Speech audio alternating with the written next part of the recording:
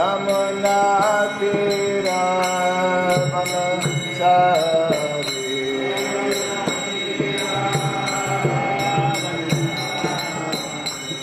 Jaya Radha Madhava Kunda Vihari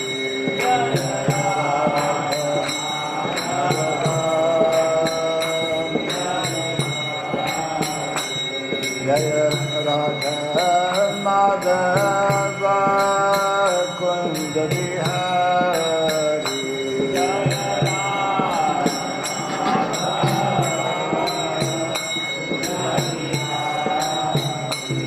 Jaya Gopi Dana Vallabha Girivardhari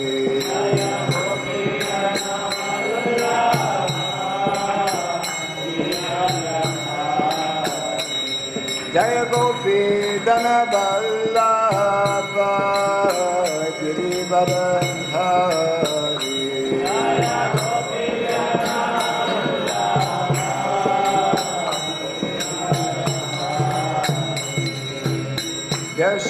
Yashodanandana Rajadana Ranjana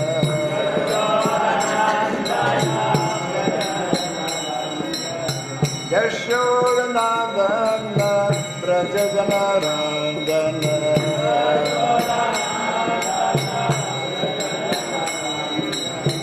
Jamuna Tira Vanansari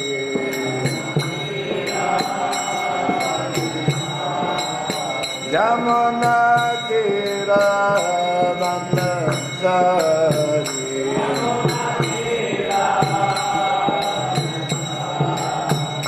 Jaya Radha Madhava Kunda Vihari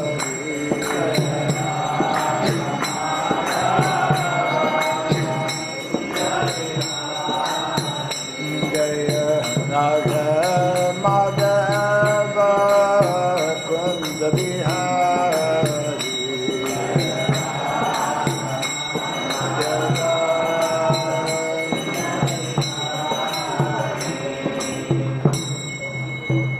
Hare Krishna, Hare Krishna, Krishna Krishna, Hare Hare, Hare Rama, Hare Rama, Rama Rama, Hare Hare.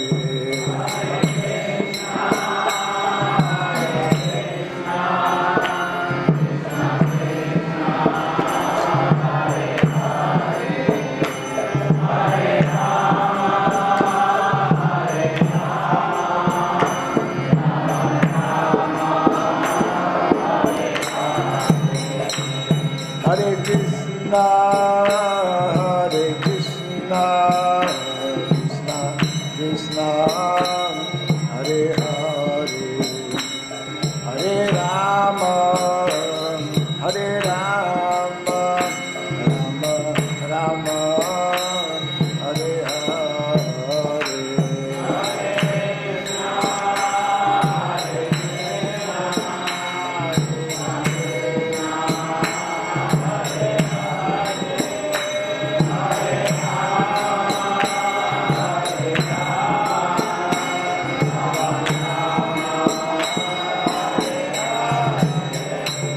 Hare Krishna, Hare Krishna, Krishna Krishna, Hare Hare, Hare Rama, Hare Rama, Rama Rama, Hare Hare.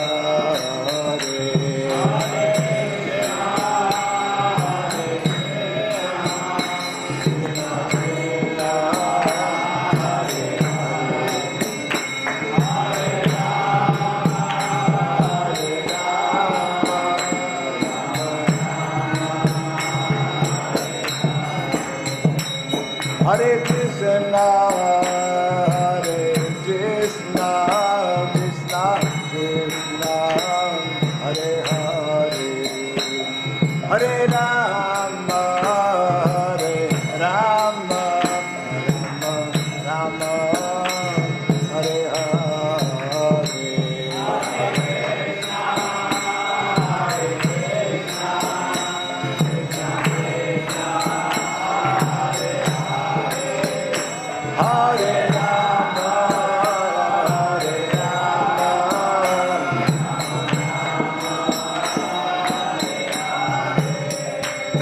Hare Krishna, Hare Krishna, Krishna Krishna, Hare Hare, Hare Rama, Hare Rama, Rama Rama, Hare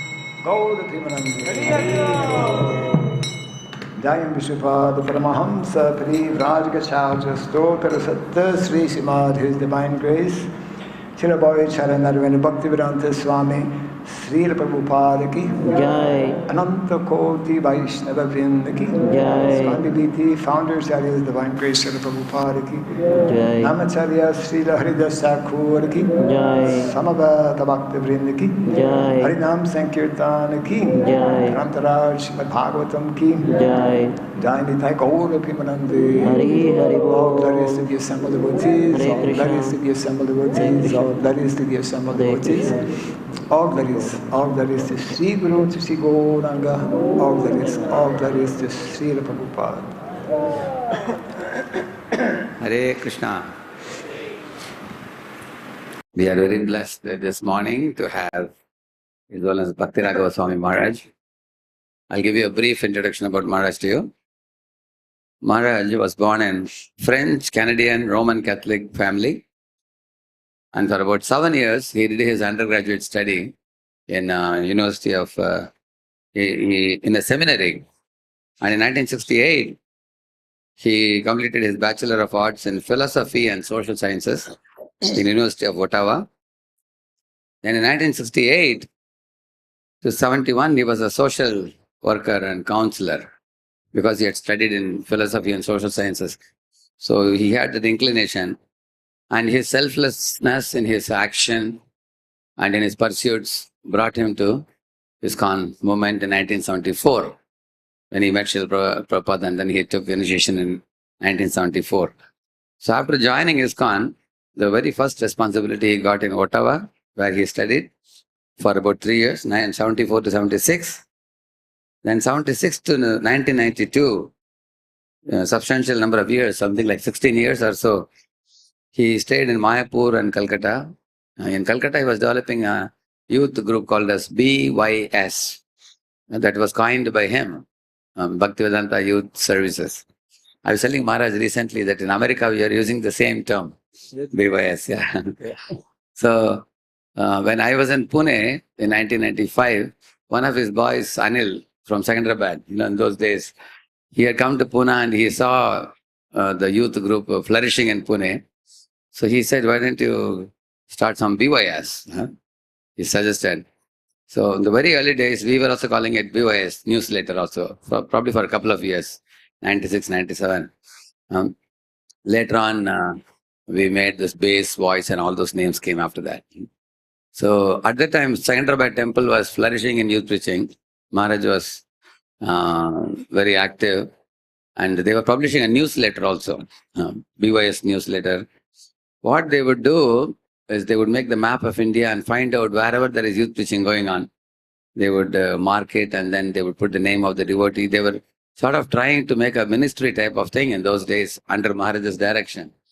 And when Maharaj came to Pune, there was one doctor student, Vanamali Pandit Prabhu, who was a short boy, young boy. And after Maharaj's Bhagavatam class, Maharaj called that boy and said, why don't you start a BYS in Pune? That was even before I came to Pune, 1992 or so. So when I came, Vanamali Pandit was telling me, Maharaj told me, but I have not done anything till now. He was telling at that time. But what I wanted to tell you was, Maharaj has two very prominent goals in his mind. One of it is the youth activities, bringing youth to the Prabhupada's movement is one of his very great desires. So in Calcutta, he was doing this Bhaktivedanta Youth Services, and in Chida Mayapur, he was doing a New Bhakta program and Namahatta village preaching programs. So subsequently, in 1985, Maharaj was awarded sannyas on Gaur Purnima Day. Also, after that, 1993, a new service attracted him to another because he has lived in Ottawa, Canada. He has experience in Canada. So a service called him there between 1993 to 2000 for about 7 years as co-GBC for ISKCON Canada and as a temple president of ISKCON Montreal. And after that, 2001 to 2004, Maharaj based himself in Indonesia, where he developed 6 rural community projects along with youth hostels. There is one another youth hostel comes to my mind in Manipal. I have seen photos of the Manipal Youth Hostel, a group of boys and a group of girls also. That's a very nice community which has been flourishing in those days. Probably 50, 60 people were there in that. At one time, Manipal has a very good medical college. And now they have made a preaching center there. And I have been there once when Maharaj came there. I went to attend Maharaj's program. So in this way, Maharaj in different corners has been developing youth hostels. And one of his inspirations is to see the youth taking up to Varnashrama and propagating Varnashrama culture. And then in 2004, Maharaj completed his master's degree in education, cum laude, from State University of Yogyakarta. He wrote a thesis on the topic of a comparative study of Gurukula and Pandak Pesantran, a case study of 3 Gurukulas in India and 3 Pandak Pesantran in Indonesia, which means there is a Gurukula type of thing in Indonesia also. So Maharaj made a comparative study. And but major portion of Maharaj's time has been spent in India, Indonesia and Cambodia. And he has been extensively traveling and giving seminars promoting Varnashrama, and authored several books like Make Vrindavan Village or Varnashrama Education. There are many other books you will see in the book table outside.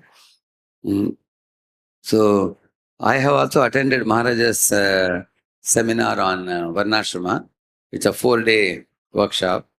So where we got to know how much Maharaj loves the cows. He has a Surabhi project. Om Surabhi Namaha, like that Maharaj started that project, and all over the world he is propagating the consciousness of protecting the cow, preserving the cow, and not sending the cows to slaughterhouse. And also every farmer should have a cow. So that's one very important project Maharaj is promoting.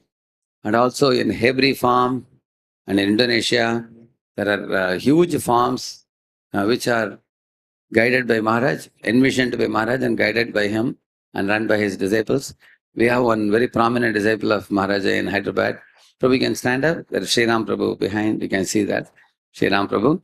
So Sri Ram Prabhu, near the Sangha Reddy, ahead of Sangha Reddy, there is a farm. He had taken me once there. So on one hand, he is also a Varnashrama propagator, being Maharaj's disciple and taking inspiration from him. And also he has another very active role of distributing Prabhupada's books on a large scale. Some of you may be aware, this Vaisheshika Prabhu chose him to reach out to nook and corner of India for book distribution. So he's like a right hand of Vaisheshika Prabhu in book distribution and right hand of Maharaj here in Varnashrama. So you can see who it is and then be in touch with them. So now more, the Sri Ram. Thank you, Prabhu. So Maharaj has a great desire that the youth of India understand the meaning and purpose of Varnashrama that Prabhupada has spoken extensively. So in Pune, we have one Srinath Prabhu, Maharaj's disciple, who has been a very active youth preacher for many years. In the recent past, Maharaj requested him to stay in the farm and preach to youth. So he stays in the farm in Vella, Rajgarh, does college preaching, but brings all the boys to do the work in the field and protect cows. It's a very rare combination. Most of the boys are sitting with laptops only. So Maharaj is creating a revolution, and Maharaj has written Modernity is Killing. You can see that book. It's a very famous book, which is there at the door. So at the end of the lecture of Maharaj, if any of you wish to take an autograph from him, don't come with your empty notebook. Get one book and come. Give one of the books and Maharaj will agree. And when Maharaj was in Mayapur, I have heard that one time a group of some 300 Muslims attacked Mayapur. And of course there was some gun available with the local leader for safety and protection. So there was back and forth, some firing happened. In that, Maharaj entered the altar and tried to protect the Radha Madhav deities. In the course of protecting the deities, one of the shots of the gun attacked his leg in the knee. So at that time he lost that part of the leg. Of course, they're losing a part of the leg for the service of Radha Madhava. That is very glorious. And I have seen him as a man of iron will determination. He's a the physical handicap that happened is immaterial for him because his enthusiasm is so strong and so great and so huge that never deterred him from traveling or reaching out his mission to the people of the world. He's been, in fact, he has taken a vow that I will go to 108 villages and stay there for a few days and help them develop Varnashrama in those villages. So he came to Pune also. We had arranged for his stay in Vella farm, Rajgarh. So Maharaj stayed a few days and hundreds of farmers came. Maharaj inspired them to protect the cows and go for Varnashrama. So very nicely he does that in his extensive travels. And when you read when you read a book on Varnashrama, any question you have, he is the right person. He is an authority, you can say, because he runs a ministry on Varnashrama. In and out of it, he knows. And he not only the theory, he has also done, like for example, if you ask him, he can tell you some 25, 30 things that a man can do in Varna through his Varnashrama college. Like for example, there is astrology, there is Vastu, there is Sanskrit, there is yoga. Like that, there is also Krishi Goraksha Vanijyam. He can tell you 25 things like that. So he's very deeply learned and practically realized. So we are very fortunate to have him here. And he has been here before and he comes time to time here.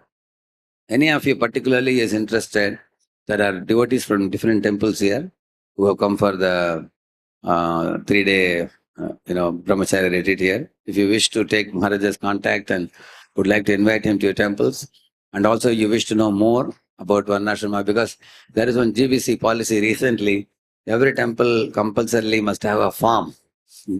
That is the new law that is made in GBC, because it seems that Ukraine and Russia war is still going on. So there is a possibility of a future war. So everybody can run to the farm. So therefore every ISKCON temple should have a farm. So therefore, if you are intending to take a farm and develop, Maharaj is the right person to contact. So let us welcome Maharaj to Sri Radha Madan Mohan Temple. Haribo! Haribo! Zalans Bhakti Goswami Maharaj ki. Hare Krishna. Hare Krishna. Om Ajnanatimirandasya Gyananjana Shalakaya Chaksuranmilitam Jena Tasmai Sri Gurave Namaha Sri Chaitanya Manobhistam Stapitam Jena Bhutale Swayam Rupa Kadamahyam Dadati Swapadantikam Vandeham Sri Guru Sri Juta Parakamalam Sri Gurun Vaisnavam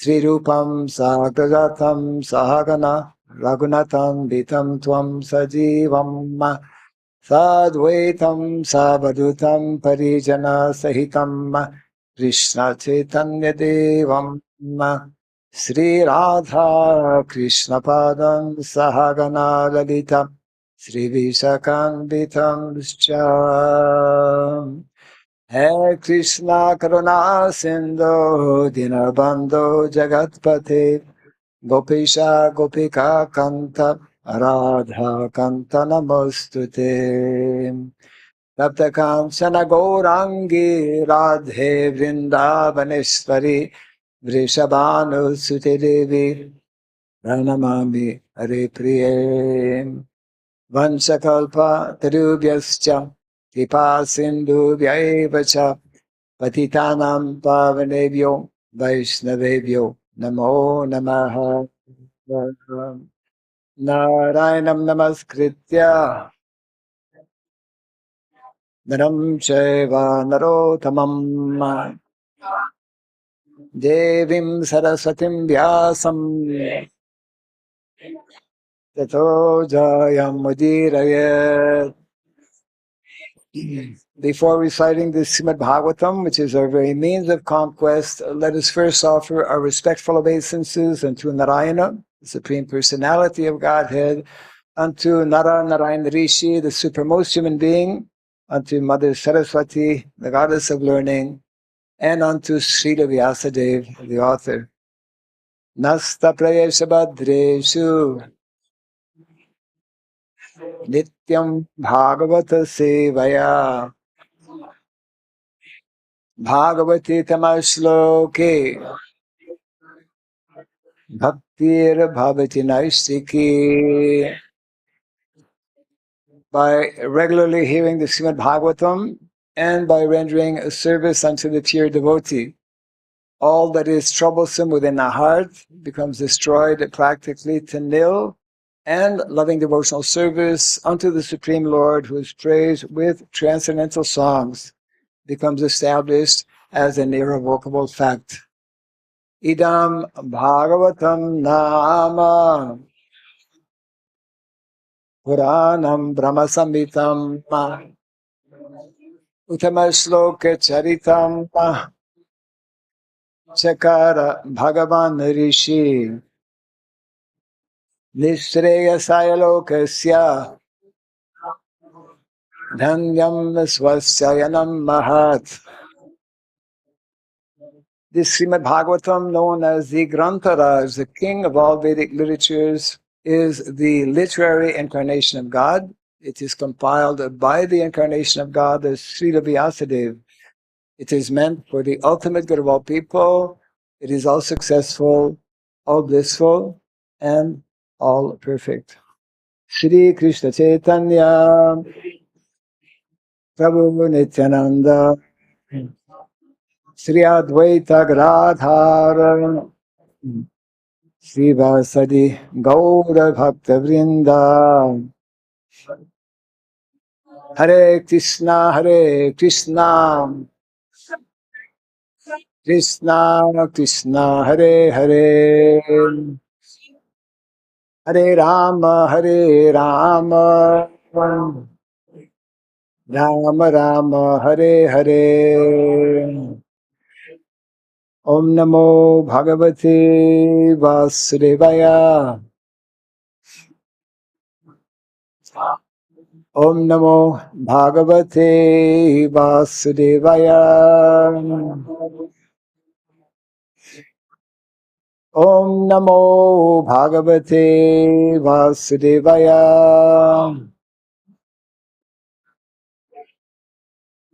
Om Sarabhyay Namaha. Om Sarabhyay Namaha. Om Sarabhyay Namaha. Mukham karoti vasaram pangom langayate girim yatkripa tamaham bande Sri Gurum Dinatharanam. Yatkripa tamaham bande Sri Gurum Dinatharanam. Hare Krishna. We will immediately go to the verse because this is a Bhagavatam class before 9 o'clock. So I'm very happy to actually once again visit this historical temple of Sri Sri Radha Madan Mohan. We all know that Srila Prabhupada came on many occasions, and therefore the whole city of Hyderabad, which continues to expand, is very blessed.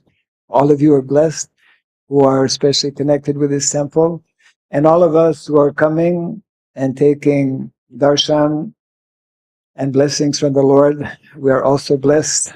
And it is all, of course, by the mercy of our founder, Acharya Srila Prabhupada. Let us read the verse and see what comes out of the verse.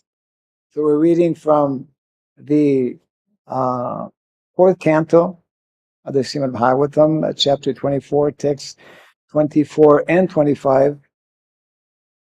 The title of the chapter, Chanting the Song Sung by Lord Shiva. I will just read the first line I mean the first 4 lines, yeah. Tarhi eva sarasas tasman niskramantam sahanugam upagiyamanam amara pravaram vibudhanugai Haryeva sarasas tasman niskramantam sahanugam upagiyama upagiyamanam amara pravaram vibudhanugai Haryeva sarasas tasman Nikra Niskramantam Sahanugam Upagiyamanam Amara Pravaram Vibudhanugai Taryeva Sarasasatasman Niskramantam Sahanugam Upagiyamanam Amara Pravaram Vibudhanugai. We will go directly to the translation and purport. Uh, translation and purport by Divine Grace, A.C. Bhaktivedanta Swami Srila Prabhupada Ki. The Prachetas were fortunate to see Lord Shiva, the chief of the demigods, emerging from the water with his associates. His bodily luster was just like molten gold. His throat was bluish, and he had 3 eyes, which looked very mercifully upon his devotees. He was accompanied by many musicians who were glorifying him.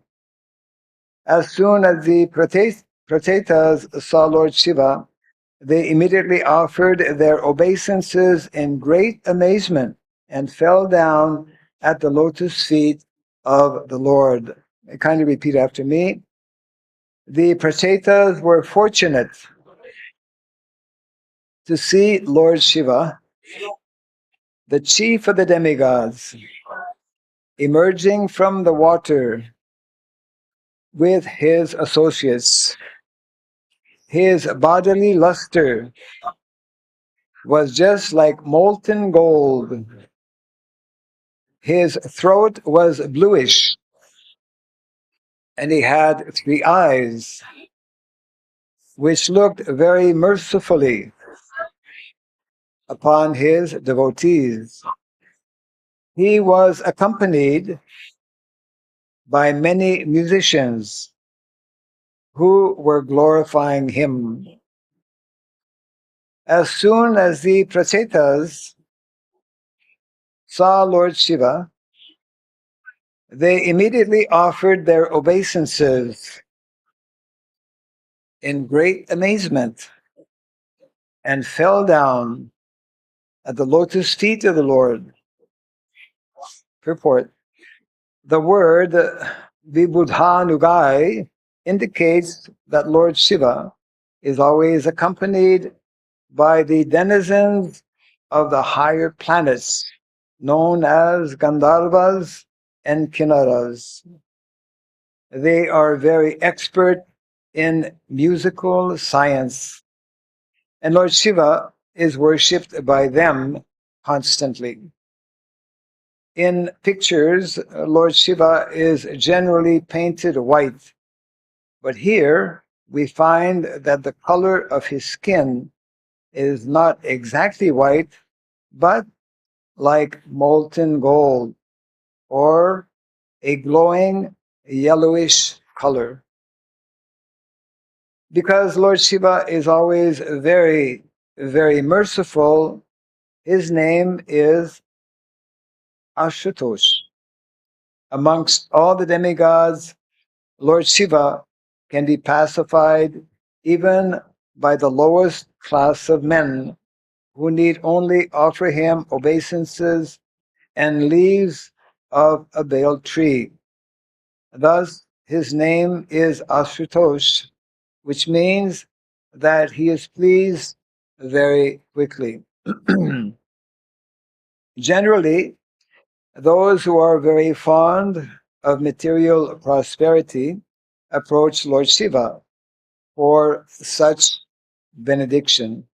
The Lord, being very merciful, quickly awards all the blessings the devotees asks of him. The demons take advantage of this leniency and sometimes take benedictions from Lord Shiva, which can be very dangerous to others. For instance, Vrikasura took a benediction from Lord Shiva by which he could kill everyone he touched on the head. Although Lord Shiva sometimes very liberally gives such benedictions to his devotees, the difficulty is that the demons, being very cunning, sometimes want to experiment improperly with such benedictions. For instance, after receiving his benediction, Vrikasura tried to touch the head of Lord Shiva. Devotees of Lord Vishnu, however, have no desire for such benedictions, and Lord Vishnu does not give his devotees benedictions which would cause disturbance to the whole world. Yes.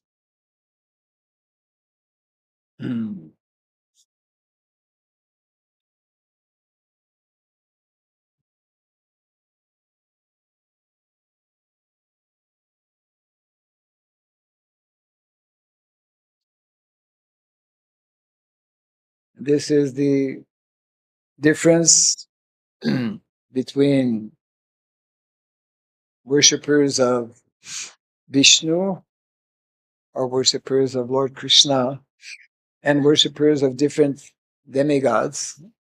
As Prabhupada explains, generally one approaches demigods for some material gain or some material benefit, whereas those who are fortunate to understand the position of Lord Krishna, they approach Lord Krishna simply for the purpose of rendering devotional service and winding our business here in the material world.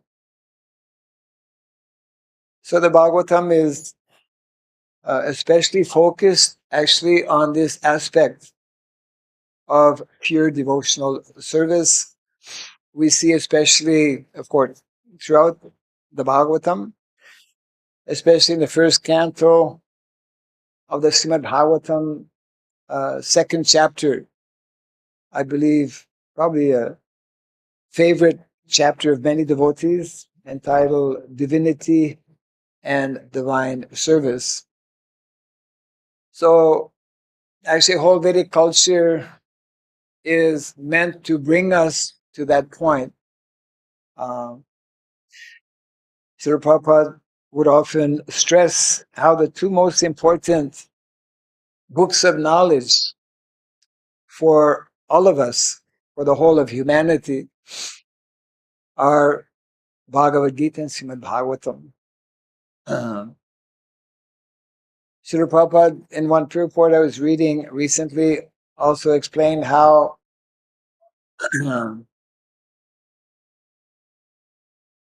there are two aspects or two great fortunes that if one can receive, one will be able to actually make one's life successful. So he was mentioning how if one is fortunate to be born in a Vaishnava family, and Prabhupada would, of course, give the example of his own spiritual master and of himself. He was born in a Vaishnava family. And also, if one is fortunate to come in contact with a bona fide spiritual master. Because by being born in a Vaishnava family, naturally, one will immediately from birth, even before birth, while within the womb of one's mother, get ample opportunity, like Prahlad Maharaj, within the womb of his mother before taking birth, he was hearing transcendental instructions, being in the ashram of Narada Muni, and therefore he became the great exalted Narada Muni, or rather Prahlad Maharaj. And secondly, if one has the great fortune of coming in contact with Vaishnavas, by nature, Vaishnavas are meant to not only strive at perfecting their personal life in terms of advancing in Krishna consciousness, but also one of the foremost activities of Vaishnavas is to introduce this knowledge of Krishna consciousness. Our immediate example and model for all of us, of course, is His Divine Grace, Srila Prabhupada. And as I was entering the temple this morning, seeing all the wonderful Vaishnavas, just coming back from Harinam Sankirtan, and especially during the end of the Guru Puja, when you see a temple filled with devotees who are ecstatically chanting the holy name, it naturally creates a very favorable and ideal situation, which is actually, it just reminded me the early days of our movement. Probably majority of you who are here were just not there. I don't know where everyone was, but yeah, we have to go back. We have to turn the clock, like 50 years or so. But that was a constant and practically daily experience in those days. And especially there were devotees who had taken a vow of just making a point of going to that place where Prabhupada would be coming. So there were always hundreds of devotees coming from, if Prabhupada was in North America, from all the corners, actually, of America, US and Canada, people would come. It was same thing wherever Srila Prabhupada went. Our business is actually to recreate and reintroduce and revive, actually, those scenes that were very prominent in the early days. I mean, our task as devotees is to very deeply try to understand the mission of our Vaishnava acharyas. That mission is actually the only important mission of life, should be for all of us. And of course, that mission encompasses, is a very broad mission. It encompasses not only the whole spiritual dimension of life, which is the most important for all of us, but also this mission, which is maybe less, not so easy for us to understand. Srila Prabhupada wanted that we be instrumental in bringing about some major changes in society. When we speak about cow care, it's not, we have a number of devotees in the world who are especially focused on cow care and wanting to protect cows. We should try to understand how this whole aspect of cow care is like directly linked and connected with what the Vedic culture teaches, which is cow-based society, cow-based uh, cow-based economy as well. Uh, it's because we are here in this world, in this material world.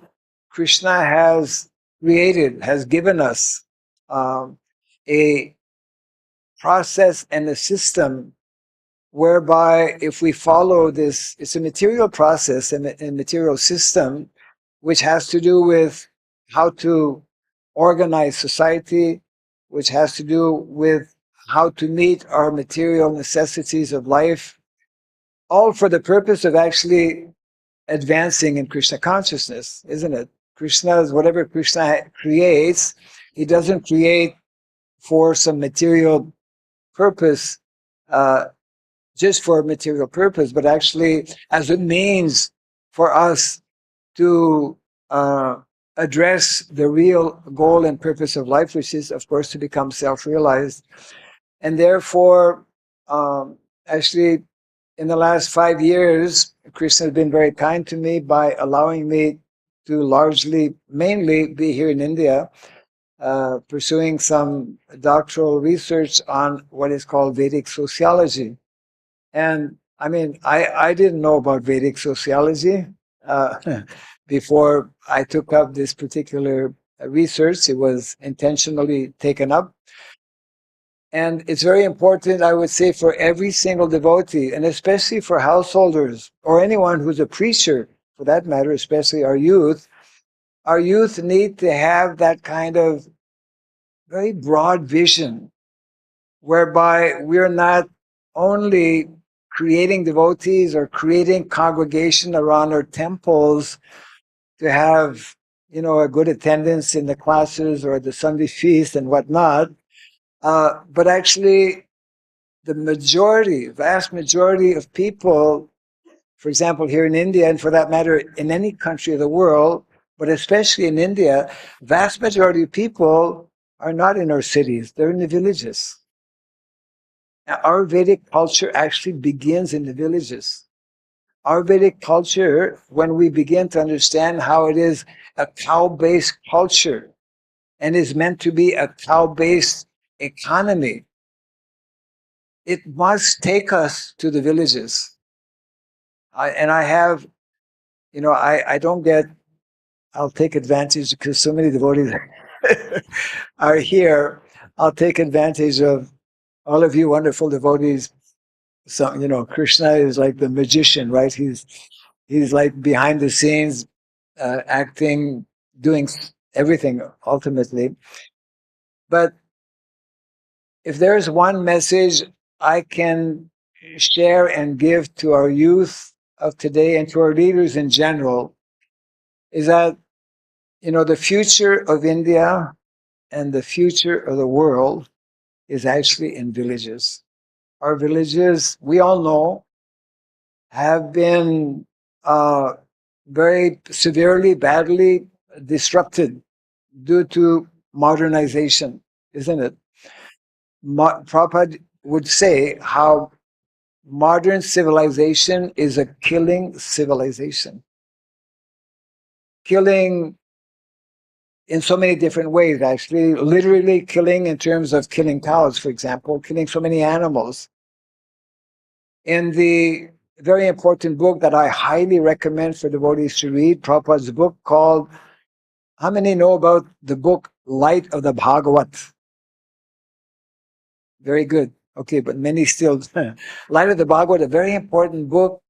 Prabhupada makes very strong statements. One of them being that anyone who is actually a leader in society to actually be an ideal leader, he must first give attention to the protection of Mother Cow. Because our whole existence, I often share this short quote, Gava Pratista Bhutanam. It's one of many explanations or glorifications or explanations of why cows are so important. Because all the living entities in the world actually depend on cow, and we cannot relate to that immediately, but it's when we begin to study and analyze closely, it's a fact. All of our temples here in India, especially because India is still probably one of the few countries which has a majority of people in the villages. Radheshyam Prabhu was mentioning about, that was part of my research, visiting 108 villages, which I did actually, by Krishna's mercy. That's where I got all my data. To do research, you need to collect data, and then I wrote my thesis on that. So our villages are in a very pitiful state. And what we don't realize, and Prabhupada was trying to convey this message to all of us, what we don't realize is that Vedic culture is an agrarian culture. That means that for the last 200 years, since the days of the Industrial Revolution, we have been going in the wrong direction. We have actually deviated from what is a very fundamental, essential component of the Vedic culture. We need to understand what that means. Majority of our devotees today have not taken up what Bhagavad Gita and Srimad Bhagavatam describes as one's prescribed duties. We are failing in terms of understanding what are prescribed duties. You know what the prescribed duty of the majority of householders is? The prescribed duty for the majority, as explained in the Bhagavatam, is actually agriculture. We read it. Sometimes we talk about it, but I would say not sufficiently. And we can only begin to understand this actually if we go in the villages. If we don't go in the villages, we're just going to be sitting on some big chair like this one, and armchair philosophy. That won't get us anywhere. There's a real urgency. Prabhupada talked about this many, many years ago. India has immense potential, especially in the last 10, 20 years, thanks to personalities like Radheshyam Prabhu and others. So many young people actually have joined and are very active in our different temples around the country, many of them going outside of India as well. India is a land of dharma.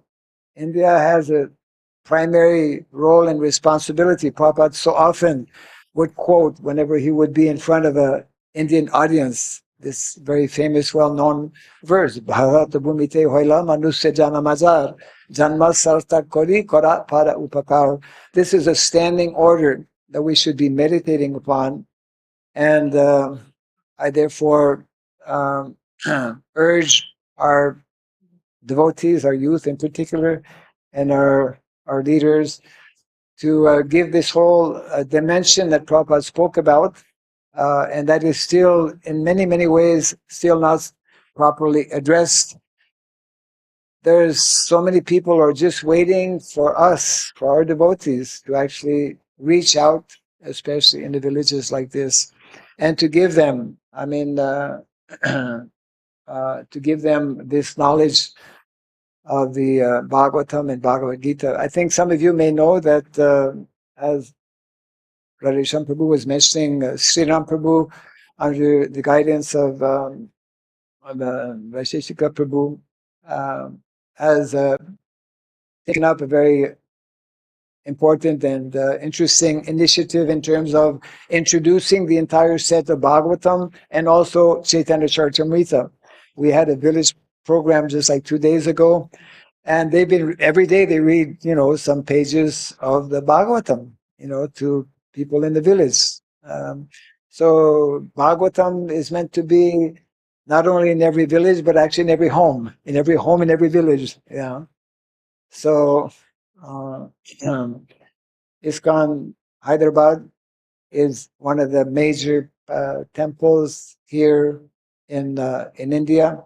I'm very happy to see how things are developing. So many people, so many activities are there, and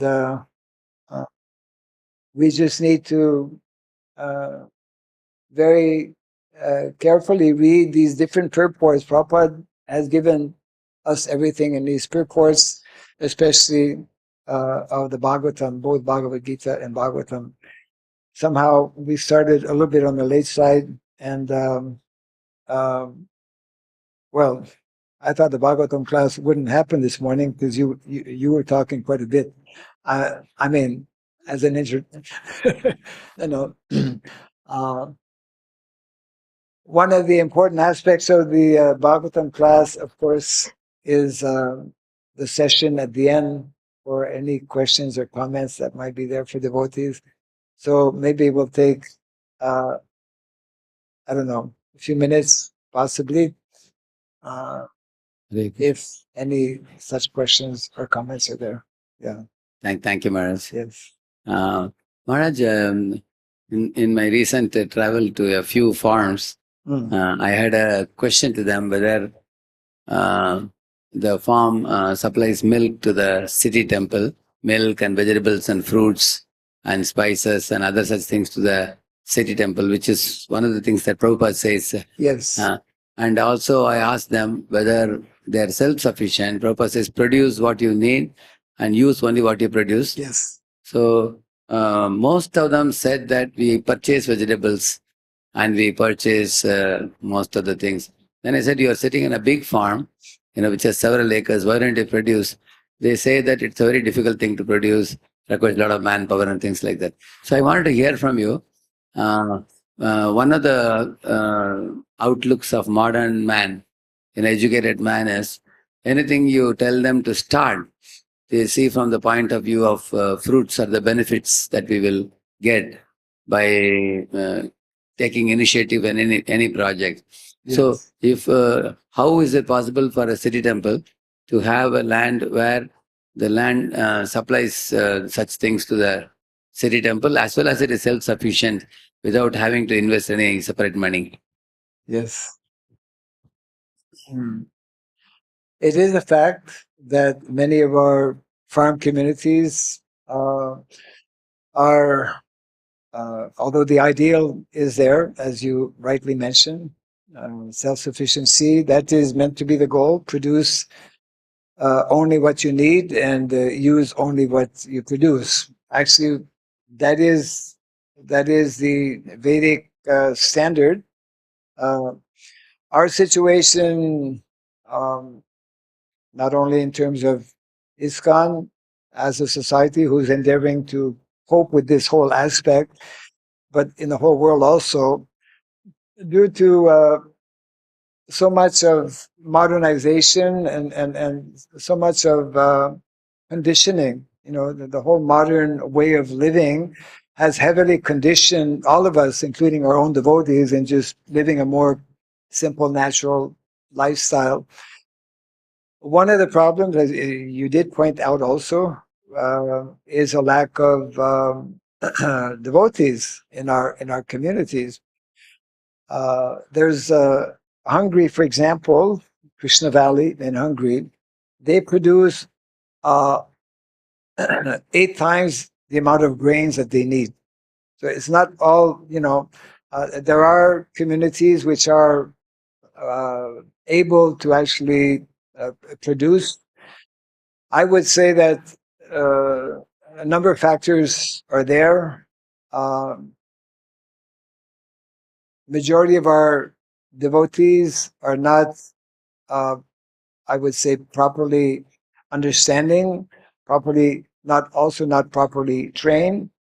And if if we look at the situation before modernization, villages in India in general were opulent.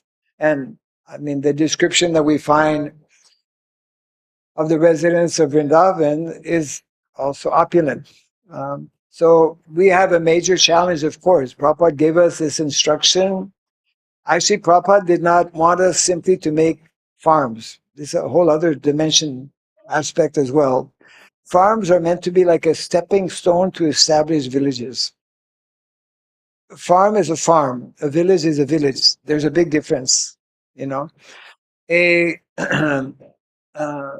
Our devotees, those especially who are meant to be more Brahminical, this is one defect I would underline as a major factor as to why we're not successful. Brahmanas are not only meant to study what is called spiritual swadharma. Brahmanas are also meant to study what is called material swadharma. In our Varnashram colleges that we don't have, which Prabhupada told us to establish immediately 50 years ago, the subject matters in these Varnashram colleges cover what is called 4 basic sciences, Chatur Vidya.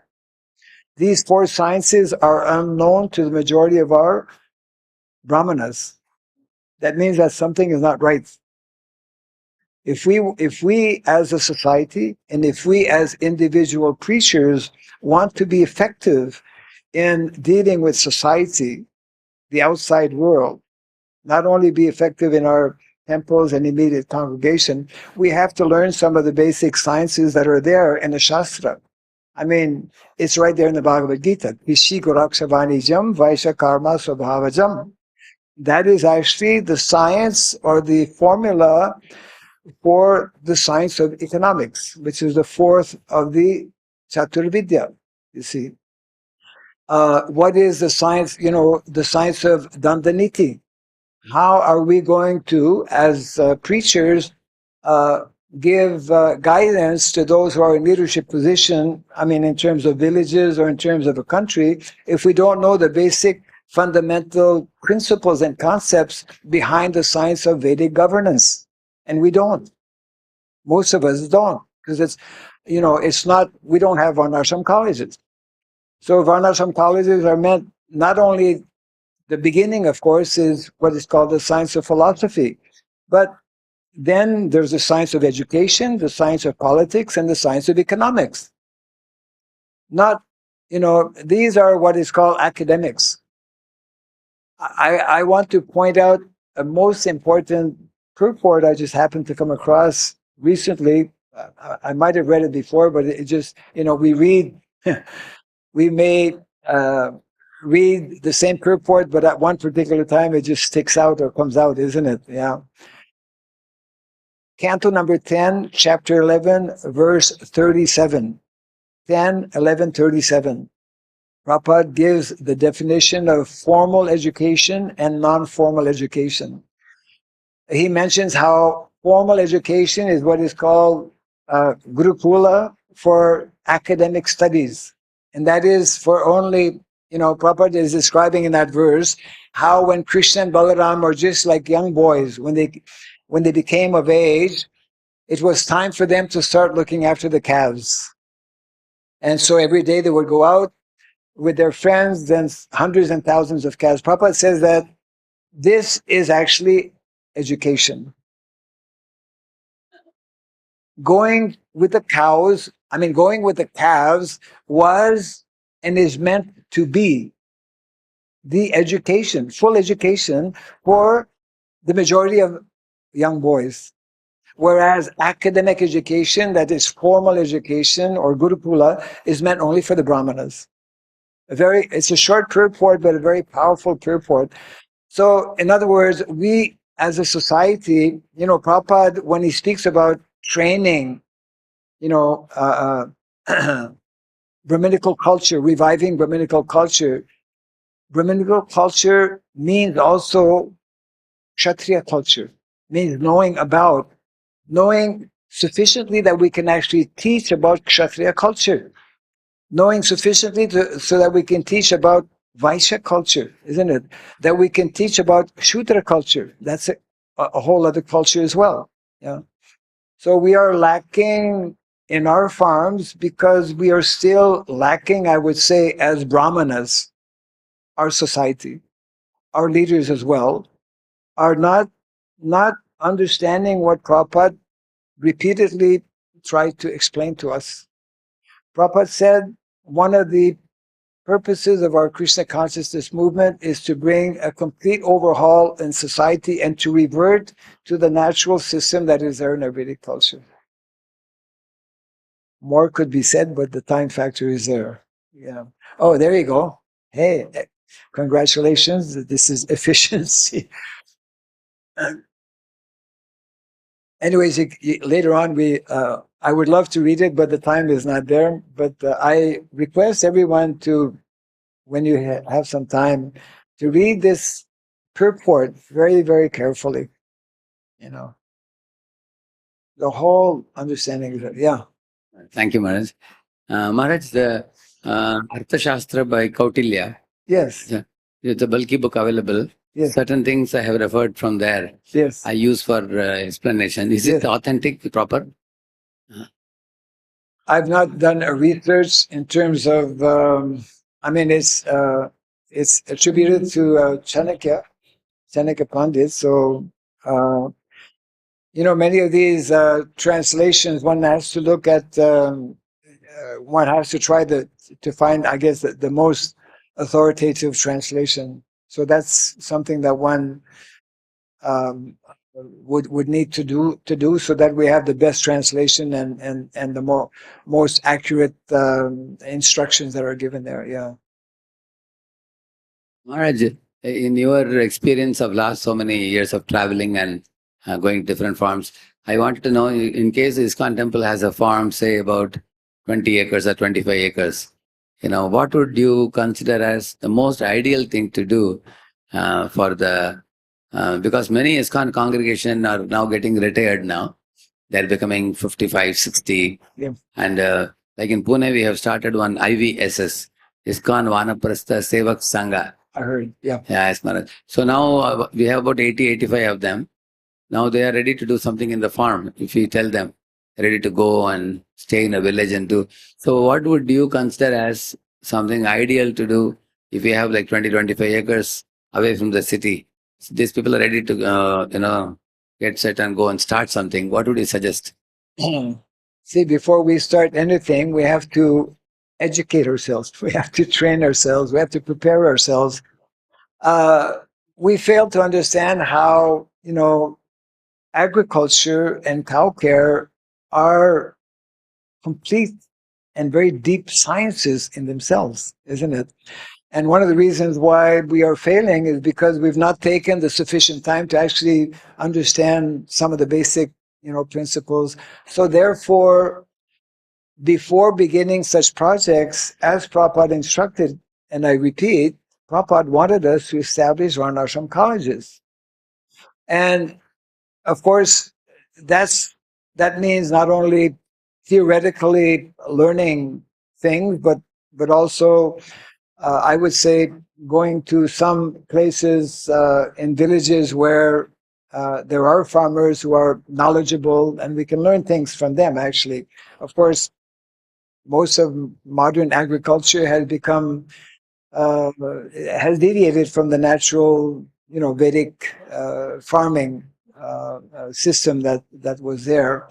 So we have to educate ourselves. We definitely have more, and this will continue, more and more people who are in a position maybe to retire. Of course, farming is not something that one should start doing when one retires. Farming is meant to be taken up when one is young and has energy and vitality, and so Prabhupada said our movement is meant primarily to be an educational movement. So education is, all-round education for us means what is there in our Shastra. And not only, I mean, we have Vaishnav, what is it? For higher studies, Vaishnav Institute, yeah, VIHD, and we have BI, and we have different, but mostly it's centered on yeah.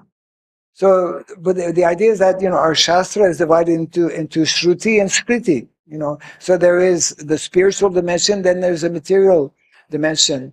Of course, I mean, that's a whole topic in itself, what we need to study, but we should not,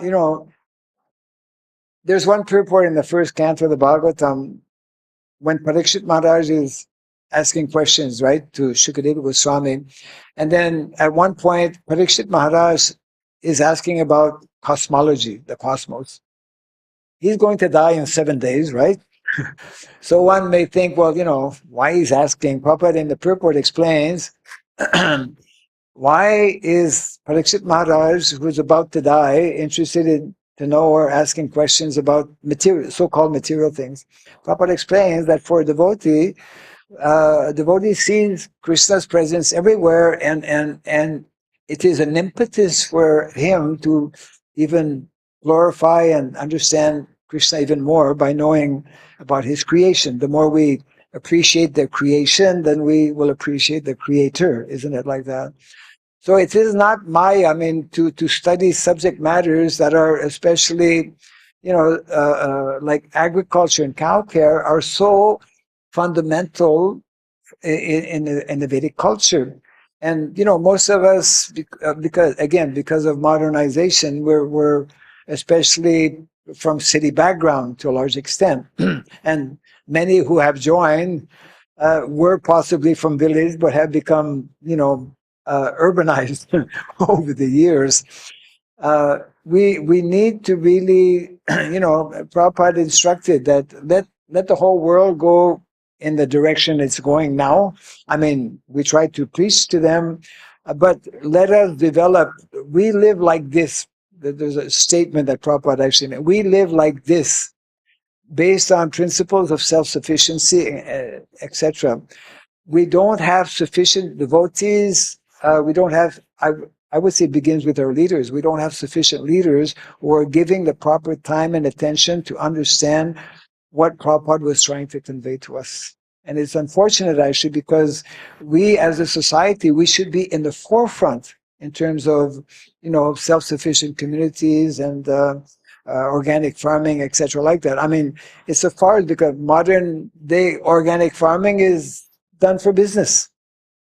Agriculture and viticulture in Vedic society, producing food is not meant for business, as you pointed out. You grow for your basic necessities of life. Of course, if there is excess, you can exchange. It's a topic that requires a lot more time and attention, and yeah, which we don't have right now this morning. But thank you for the question. Yeah, Hare Krishna. So thank you all very much. Grantaraj Bhagavatam ki. Bhakti Swami Maharaj ki. So any of you used to pick up a copy of any book, you please pick up. Maharaj, a few minutes you can sign the books. Why not? Thank Yeah. you. Okay. Okay. Hare Krishna.